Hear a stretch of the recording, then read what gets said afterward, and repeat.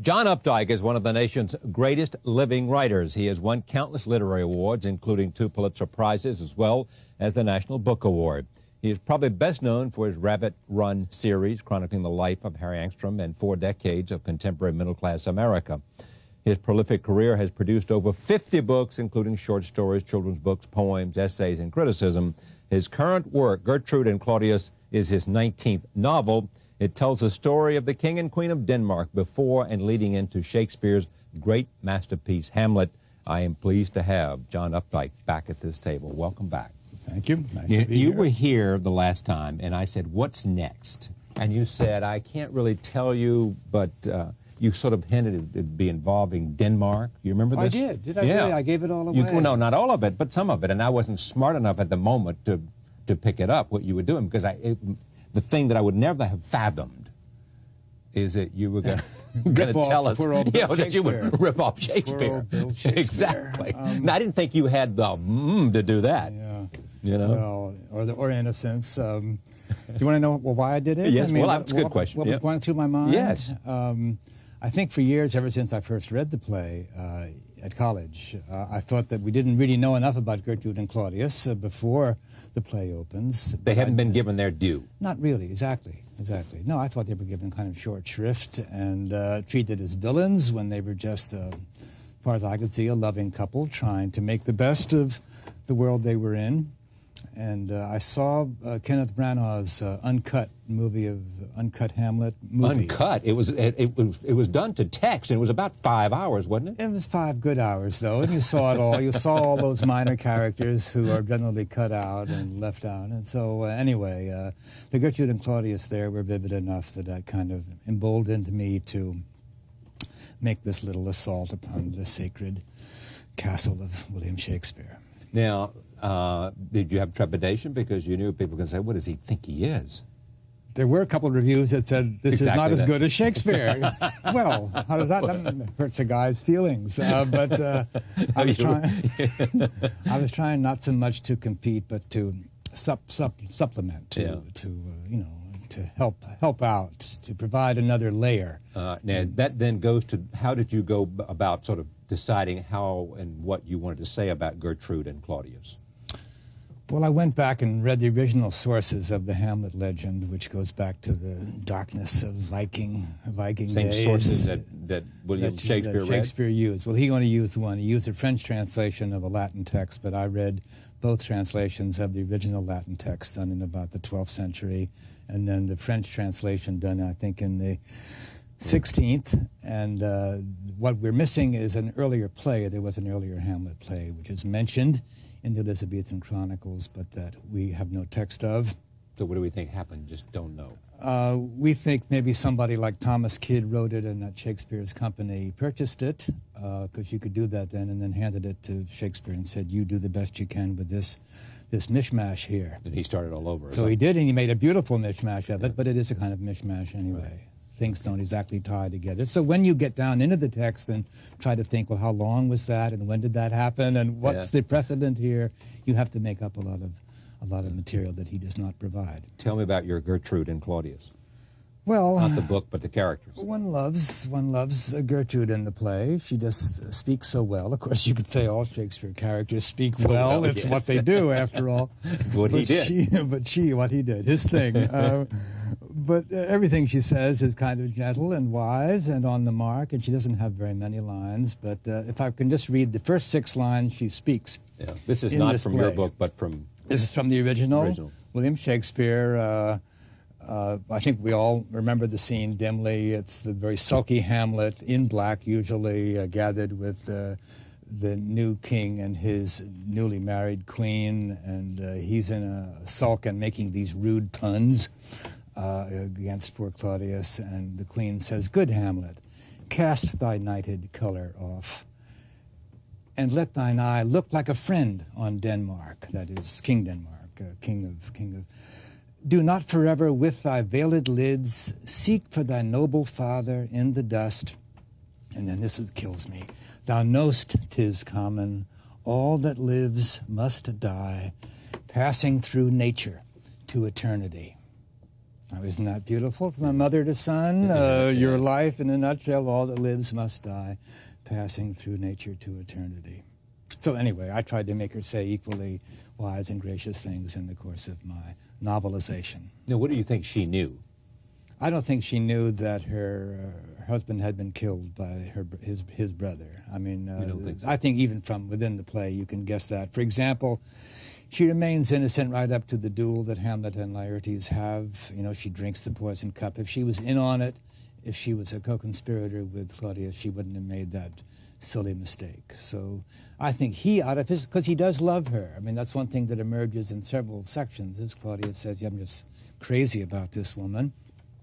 I can't help it, but there it is. And so he protects her from the knowledge of what he had to do. But in my novel, it's not too much to say, perhaps. In my novel, he kills his brother to protect his lover, the queen, because the king, I'm giving the whole plot away. Nobody need read it now. Come on, no, John, I've made a mess of this interview. No, you haven't. Come on.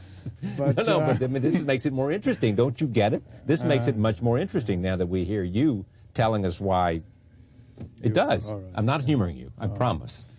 So where was I? All right. Oh, you were talking about Claudius, and he does it. The king knows. King Hamlet figures it out, or is told. Right. Both, actually. You know how. And it was okay for Gertrude to be playing around. He doesn't think it's okay at all, but he's more angry with his brother, really. And but yes, he would be hard on Gertrude. He says so. So the king does all he can do in that situation, and thinks he's gotten away with it. This is my novel is the romance that precedes the tragedy, which of course is a big tragedy with almost everybody in it dead at the end. Now, there are those who will say, you know, they say a lot about this. When you, John Updike, tackle this, they're saying he's taking Shakespeare's characters and he's putting them in his own context. That's what he's doing here. Right, making a suburban couple. Exactly. One more suburban couple out of Gertrude. You've read the review. Claudius. One more suburban couple. Well, Except that the New York Times liked it. They liked it, by and large, insofar as that woman, the reviewer, likes anything. I think she was relatively gentle with this book, and I'm grateful. I'm grateful for all gentleness. I see this as a story of many levels. There is the lost version, lost in the mists of time. There is the Latin version, the French version, the Shakespeare's version, and now there's sort of my version. I see nothing wrong with my adding one more layer to the legend, to the Hamlet legend. Well, I would think that everybody would be interested in this kind of thing because, A, it's much more interesting to read, I suspect, than just one more appraisal of Hamlet or one more analysis of Hamlet.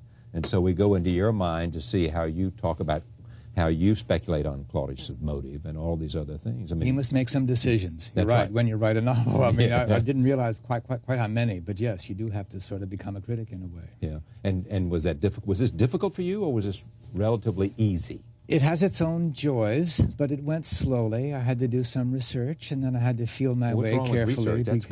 That's good. It's all right, but it takes time, and I'm a kind of impatient, jittery man who's running out of birthdays. But yes, I did what research I could, and then I sat to write it carefully, because when you're in the same ring as Shakespeare, I mean, Hemingway would have said, same arena with Shakespeare, you want to write well as you can in your kind of 20th century 21st century prose. Century, yes. Now, did this idea actually come when you were watching? I mean, the idea came when you were watching Hamlet, Kenneth Branagh's Hamlet? The idea that I should go ahead and do it instead of just thinking about it. Also, I've always wanted to write a novel with the word "and" in the title. Other people have. This is the best way to do that. This is my and novel. Yeah. Now, let me just talk about the dedication for a second. It's obviously to your wife, Martha. And tell me what it says. Oh, I never thought you'd ask that. Wait a minute, I don't even have a book. I have the wrong book. It's in Provençal, and one of the inventions of this text is that Claudius is a great reader of Provençal poetry and his whole idea of romantic love and love in general. And I think it says roughly that of desire my heart knows no end, has no end for the one whom I love best. Okay, very nice. That's for romantic, and I thought it was nicer just to leave it in the Provençal than. Except no one will be able to read. That's all right. Any book should have its little mysteries, and that's this book's little mystery. Except now again, I've given that away too. Is this play your favorite Shakespearean play? No, I think I really prefer As You Like It and the comedies, and of course the tragedy of King Lear is in a way a more coherent work. Well, As You Like It has Shakespeare at his lightest and funniest, and everything fits, and there's a lovely Rosalind in it, and it has some beautiful lines, and I don't know, it's just more perfect. Hamlet has many virtues, but it's not perfect. It's kind of untidy, and you feel that Shakespeare was writing exceptionally well to get around the fact that this is really a pretty barbaric, strange plot. He had to delay it. I mean, in the old days, the real Viking prince would have just acted immediately on the ghost's word. But here he has a semi-modern man who's postponing it and wondering and setting tests and, you know, all this. And so I feel it's beautifully written, obviously. Shakespeare rarely writes other than beautifully, but that as a play, it doesn't terribly measure up. T.S. Eliot said that Shakespeare, the trouble with it's a failure. He said Hamlet is a failure because it's about an emotion for which Shakespeare was not able to find the objective correlative. In other words, there's a disgust running through Hamlet's speeches that isn't really accounted for by anything within the action. The words are greater than the action that supports them. Well, you answered my favorite. Yeah, and as to the tragedies, it's not as tidy and as swift as Macbeth, and it's not as desolating as King Lear. And I think, I also prefer The Tempest, if one can make these silly, invidious remarks. It's marvelous, because Shakespeare is consistently marvelous, even when he's not quite up to his... How do you explain Shakespeare? It was a happy moment in the language and in the culture, in the English culture. Writing plays was a growth art, a little like TV now or TV 20 years ago. There was a demand for it, and I think that's always exciting for an artist. But that doesn't explain genius, does it? I mean, opportunity. No, but there was a ferment, let's say. There were lesser Shakespeares, and along came this young man from Stratford who entered in, and he was relaxed enough and yet ambitious enough to seize the moment. I don't think he realized how good he was. I don't think he realized that 300 years later we'd all be, bowing our heads to Shakespeare. But he seized the moment in the language and the culture and wrote these amazing plays. An artist needs more than just his own strength. You need the strength of the culture with you, and there's a lot of sort of common wisdom. One of the nice things about Shakespeare is that he's a pop artist, yes? You feel he's a crowd pleaser. Yeah. He'll do almost anything to get a laugh, all these parts. He'll do anything to please the company. He's a pro. Yeah. And yet with all this, he's in it for the money. In it for the money. Yes, which he liked. He liked money and bought houses back in Stratford. But so all these professional, lowly, modest qualities were combined with an incomparable verbal flair, which the language made in part possible. It was just more fluid. I mean, you can't do adjectives and nouns backwards now without looking sort of silly. People would resist it, but Shakespeare was able to mold that language any way he wanted. Do you mean that? Do you think that 300 years from now we'll look at somebody who's a contemporary of ours and say that was a rare genius? One wonders. Then the second question is who? Who? Very hard to pick your own geniuses, although I think Shakespeare's exceptional quality was recognized fairly early. In contemporary times. Contemporary, Ben Jonson had many nice things to say about him, and the other players cared enough to put together the plays in a book. So he had, but the extent to which he would tower over all other writers in English, I don't think could have been judged by anybody. It's hard for me to believe there's a contemporary or even a recently dead contemporary who would do that, but what do I know, really? Hemingway and Faulkner still seem to be our giants, our recent giants, very different of writers. the 20th century. They were the giants. Yeah, somehow. In that they did something up brown, and they each had such a voice, such a strong voice. I guess that's what we like about authors sometimes, is a voice. Yeah. Well, you've had that. I've tried to have a voice, but it's very hard to will yourself to have a voice. You just have to try to find your material that excites you, and then say it. And in saying it, maybe you'll locate your voice. Yeah. Who's the first person that reads your work? My good wife, Martha. She has the first look. She does. But I don't ask her to read it till I'm kind of done with it. I don't want to confuse myself or her by showing her a half-finished work. So she doesn't really read it until I've completed, I've gone through the handwritten draft and done the first written typed. First draft is handwritten. First inputted. The first draft yes, is handwritten. Generally. It was in this case, yes. Why in this case? Any particular reason in this case? Oh, because it was tricky, and because you're a little closer to the paper and a little easier to express yourself if you're just writing, I find, to get that extra inch closer to the characters. To hear them breathe, I don't know. Yeah. Do you hear them breathe? You hope to. You think you're hearing them breathe. You may be kidding yourself, and you're just hearing yourself breathe. But that is the hope, to hear them breathe. Close. And then, she reads it, and then she often has some things, typos, or even shrewder. How about character? Not very drastic revisions, generally, but some thoughts, which I then try to respond to in the final draft, which I send down to my editor, a woman called Judith Jones, who becomes the second reader. And after that, it's kind of catch as catch can, and I begin slowly to wander away, although I do attend to the proofs carefully, because that's another chance to make it a better piece. How about the criticisms?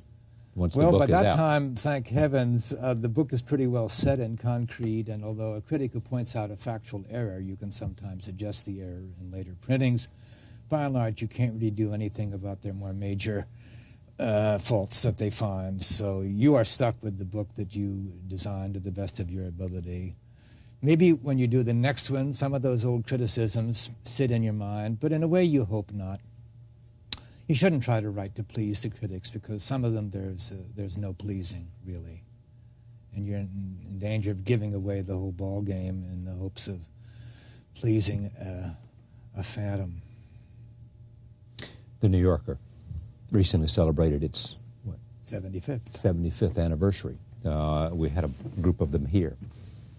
David was here, and Roger was here, and others. What's a New Yorker meant to you?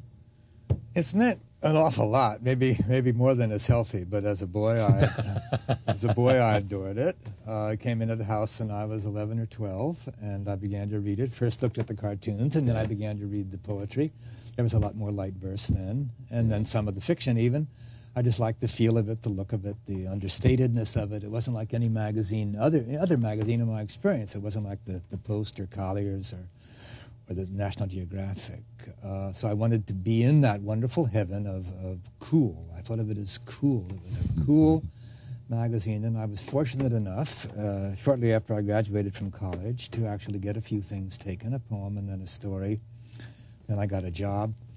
Then I decided that to live in New York just took too much out of me, and I moved to New England, and there I've stayed being a freelance writer. But throughout my lancedness was possible only because I felt the New Yorker liked me, and it did take a lot of things. So I can't imagine my literary life, in short, without the New Yorker magazine, and it would be a sad thing if it were to vanish. It has changed enough so that even that's kind of sad. No longer takes the amount of fiction it used to. But it was very kind to me, and until the novels began to make a little money, I really was very dependent on it. If you didn't go to the New Yorker for fiction, where would you go? Well, that's it. Playboy, the Atlantic Monthly, Harper's. There are a number of magazines that still run it, but in nothing, and pay good money for it, but in nothing like the quantity you need to support yourself. It's a GQ, prints fiction. There are GQ prints fiction? Yes, did you know that? No, in fact, it has a very distinguished fiction writer as the fiction editor, Thomas Mallon, an excellent writer himself. But all these monthlies, they print one story a month. So they really can't feed. Whereas the New Yorker, in its prime, really did support a number of short story writers. Cheever, Frank O'Connor. There were just Sylvia Townsend Warner. They ran enough stories and paid enough relative to people's financial needs in that era that you could live as a short story writer for the New Yorker. Do you have a favorite editor? They've all been nice to me. I haven't had so many. William Maxwell, himself a writer, and now in his 90s, was immensely gentle and wise to me. Roger Angell, whom you had here. Roger also more my generation, but still an older figure. They give you, feedback, but not too much. You know Roger's mother? I knew Catherine White. Indeed, I did. She was my first editor, in fact, and she was also kind to me. She was going off to Maine about the time I came to live in New York, but she was my first editor and a very formidable, but not just formidable. She also had a very sweet side. What the New Yorker editors made you feel was that they were grateful. They were grateful for what they considered good stuff, and this kind of warmth isn't found in every magazine or every publication If venue. you put together the New Yorker family, it is a remarkable exhibition of American literary talent. I think they had most of the best. Yeah. There were some talents they never ran. Yeah, of course. Some people they didn't get. That's right. No. Obviously they didn't. But they weren't trying to. Ross in the beginning didn't have much money, and he was trying to bring up young talents, and he did. He did bring up a whole generation of really wonderful writers. Yeah, what do you think about all these books like Renata Adler and all that? Well, I've read them, most of them. You read everything. No, I don't. I don't really read enough, but I do have this morbid, this old, sentimental attachment to the New Yorker that led me to read Renata's book with a good deal of interest. She says many things that are true enough. There is something a little harsh and strange, I thought, about the overall take on the magazine. But it's odd that it still generates passion. I can't think of any other magazine. Well, they're arguing about it all the time. Yeah, they're arguing about it, and their relationship The good old with days Sean. And also Sean as a central figure, as a mysterious and apparently very attractive figure to females at least. Very kind to me and very important in my literary life, but I hadn't thought him as this love object until recently. But then I guess everybody did you not know? You didn't know. You didn't know, huh? I knew, but I didn't know. I didn't know. You knew, but you how didn't much. know? I didn't know, You didn't how know how much. much. I didn't know how real. I thought I might have been imagining it, actually. My fevered imagination. Speaking of women, is this your best female character, you think? Well, I'd hate to say so, but I worked hard with her and liked being Well, I mean, in one of her your favorites company. then? I mean, where would you put it? One of my favorites. Really? Is that fair to say? Sure. Is it? But I'm not putting words in your no, mouth. one of my favorites. Well, that's all right. You can put it in. Who but you could put words in. Yeah, John no, Updike's mouth. she's fine. She's fine. She's fine. Yeah. I like her. I like her especially when she was young and kind of freckled. I think I had her freckled at one point. I may have taken that out. Yeah. But when she's young and plump and innocent and sweet and yet also kind of sharp and she Right. knows her mind. But I've had other female characters that I at least liked. Those three witches in Yeah. Witches of Eastwick, I thought they were all... Now, some people criticize those. Come on. They did. They do. I know, but they really beat up on you. I don't know why. To me, they're created in love. They're lovable women. Yeah. Lovingly written about, and the women in couples also. I spent a long time with them because that was a long book, and I became very fond of Foxy and Angela and the others. So I'm not aware of being a misogynist or a monster, but... And when you read that? When I read that I am, I say, who, me? No. It just... I mean, you know it's not, so therefore it shouldn't... You wonder how... Not that they've said... I don't know that anybody said that you're a misogynist, but perhaps they have. They have said that. And I ask myself, can this be true? And maybe there's some level at which it is true of me and a lot of other American men. But then I try to deal with that. And maybe in writing this book, I was especially conscious of trying to make Gertrude live. Make Gertrude live. So I'm on to something. Yeah, you're on to something. But when aren't you on to something? But again, making a criticism, you can't take it very seriously, but you should pay it some heed. These are intelligent people, after all. Now, let me just, before you go, is this Shakespeare, look at this. You got all these little things. Well, I was thinking, yes, I kind of marked her speeches, basically. Oh, God, look at this. This is Gertrude to Ophelia. Is that what that is? Yeah, I I think one of my favorite scenes in my own novel, if I can talk about that, is when she does talk to Ophelia and tries to figure out if Ophelia and Hamlet are sleeping together. And the impression of Ophelia is very lovely, but also kind of slightly wacky or loose in the head already. That is, it wasn't just the misfortunes with Hamlet that drove Ophelia mad, but that she had a streak of craziness in her. Anyway, I worked hard at that scene. Two women talking together, what do I know really what women say when they're alone, but I tried to imagine it, and I was pleased with the result. All right. It's great to have you here, as always. You're most kind. Gertrude and Claudius, a novel by John Updike. We'll be right back. Stay with us.